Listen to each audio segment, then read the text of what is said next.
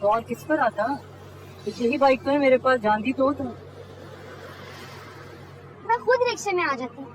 वैसे आप ही को लेके ना सबने मेरा बहुत मजाक बनाया है। अब इसका टायरा बाइक पे देखेंगे तो महक तो घर में खुश नहीं है, बहुत तकलीफ में है वो। और तुम्हें क्या जरूरत है दूसरों की बातों पर ध्यान देने की?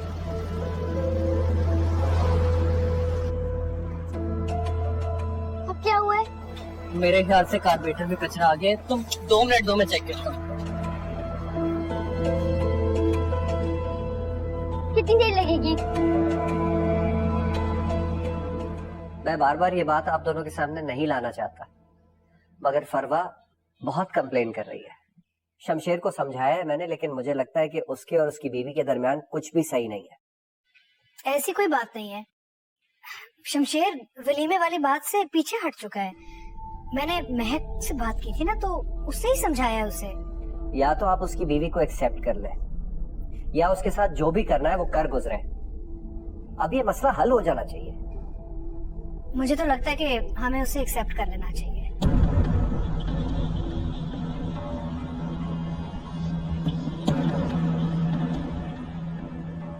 कोई इम्पोर्टेंट बात हो रही है?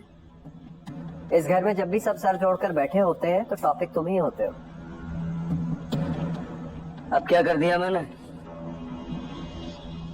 आफ्ताब आया था मेरे पास, समझी है वो मेरा। ये तुम क्या कर रहे हो उस लड़की के कहने में? खुद को मेरी औलाद समझते हो या उस लड़की की खातिर सब कुछ भूल बैठे हो? जहाँ तक रही बात आफ्ताब अंकल की, तो शुरुआत सोफिया ने की थी, मैंने खत्म कर दी। अगर कोई भी मेरे सामने मेरी बीवी की बेइज्जती करे, उससे बदतमीजी से बात करेगा, तो उसे माफी मांगनी होगी।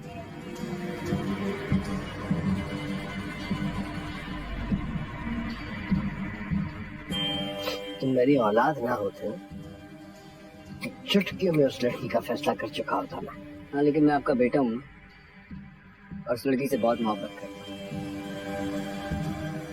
इसलिए बेहतर यही है कि आप उसके साथ रहना सीख लें। सब मेरा ख्याल है यही वाहिद हल है।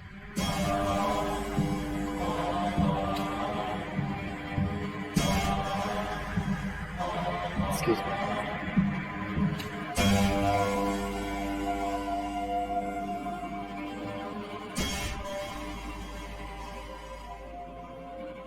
दिमाग खराब हो गया है इसका, सारे घर का सुकून बर्बाद कर दिया है इसने।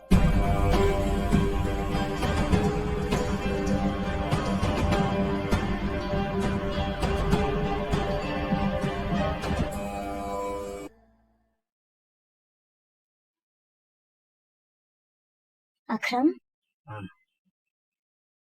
दवाई खा लें, और बाकी दवाइयां मैं दुकान से लेने जा रही हूँ। तो आपको किसी चीज की जरूरत है तो मुझे बताएं। रख दो, खा लो।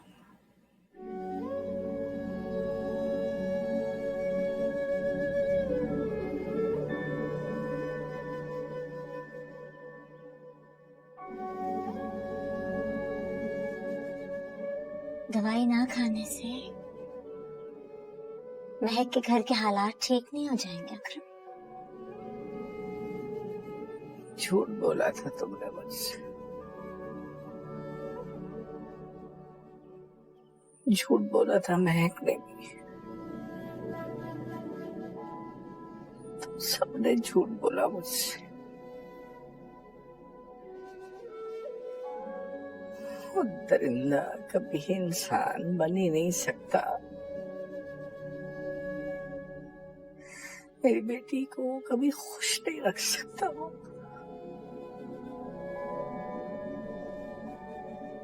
अब तो तुमने मुझे उसका कर्जदार भी बना दिया।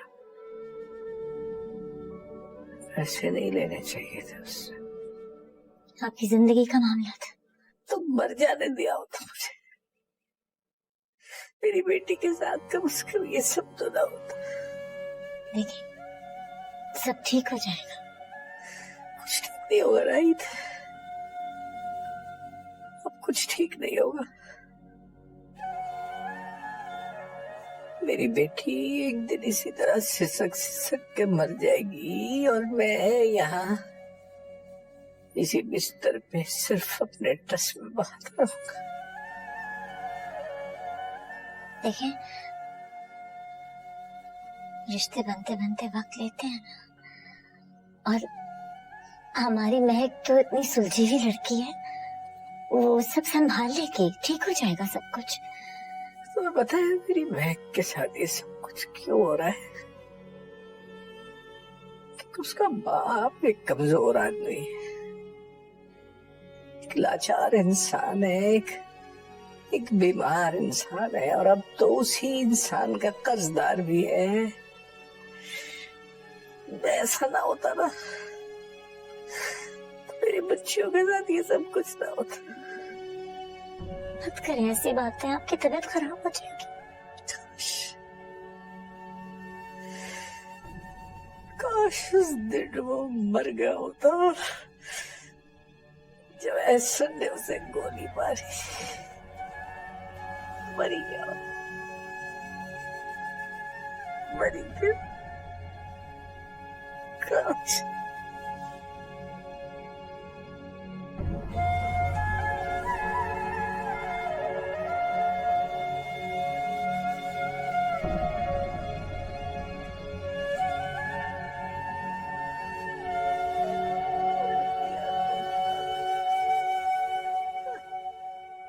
बाबू साहब, आप फिक्र मत करें, मैं संभाल लूंगा। संभाल सकते तो फिर संभाल चुके होते। शायद हम गलती कर रहे हैं बाबू साहब। ये बाहर का मामला नहीं है, हमारे घर का मामला है।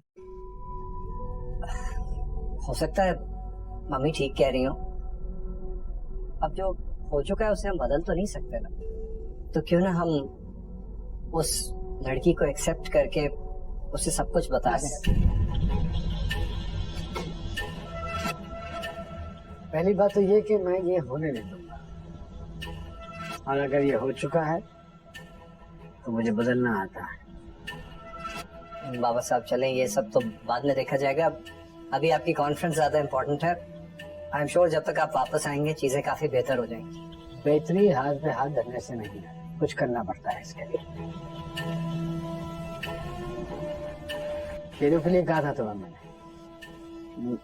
मैंने आपको बताना था उसका। हेलो, हाँ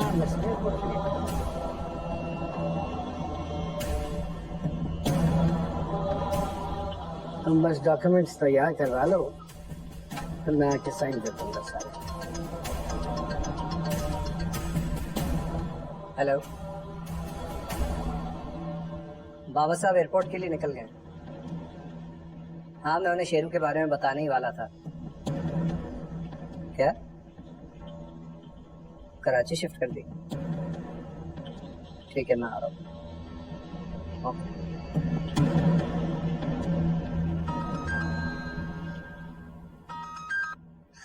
अस्सलाम वालेकुम मम्मी।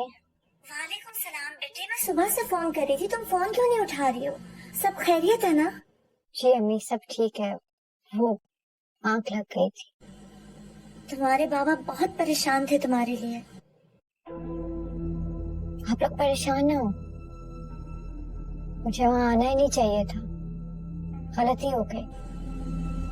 नहीं बेटे, ऐसी बात नहीं है, बस कोशिश किया करो ना कि शमशेर को नाराज नहीं करो। तुम्हें पता है ना, तुम्हारे बाबा की अभी सर्जरी हुई है, कुछ ज्यादा ही परेशान हो जाते हैं तुम्हारे लिए। जी अम्मी। मैं कि मत सोचना बेटे कि मुझे तुम्हारी तकलीफ का एहसास नहीं है। मैं जानती हूँ तुम्हारे लिए हालात बहुत मुश्किल है वहाँ पे, लेकिन मुझे यकीन है कि सब कुछ ठीक हो जाएगा। मैं बहुत दुआ करती हूँ तुम्हारे लिए। ये भी दुआ किया करें कि आपकी दुआ जल्द कबूल हो जाए। कुछ कहा शमशेर ने घर जाके तुम्हें? नहीं, घर आके तो उनको याद भी नहीं था, बस थोड़ी देर का गुस्सा होता है। आप और बाबा फिक्र ना किया करें मेरे लिए, मैं ठीक हूँ। इंशाल्लाह सब ठीक हो जाएगा बेटे। मैं घर पहुंच के तुम्हारे बाबा से बात कराती हूँ, ठीक है? जी, अल्लाह हाफिज। अपना ख्याल रखना।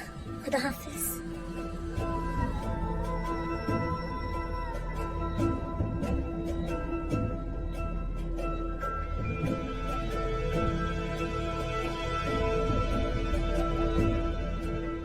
मैं आ सकती हूँ? आप हर बार मुझसे ये सवाल करके मुझे शर्मिंदा क्यों करती हैं?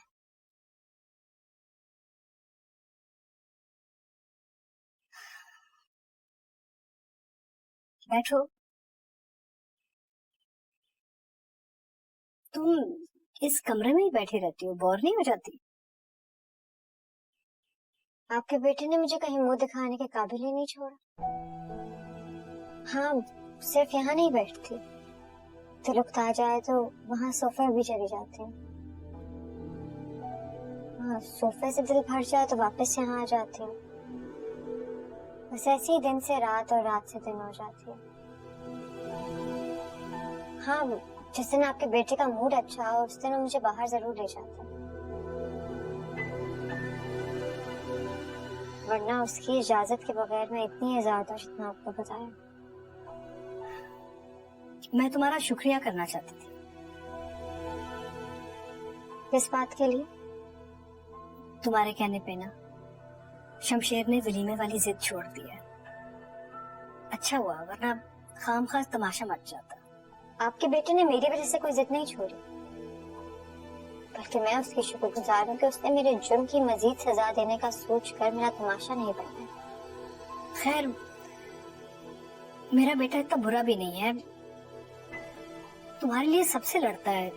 कभी मुझे समझा रहा होता है, कभी अपने बाप को समझा रहा होता है।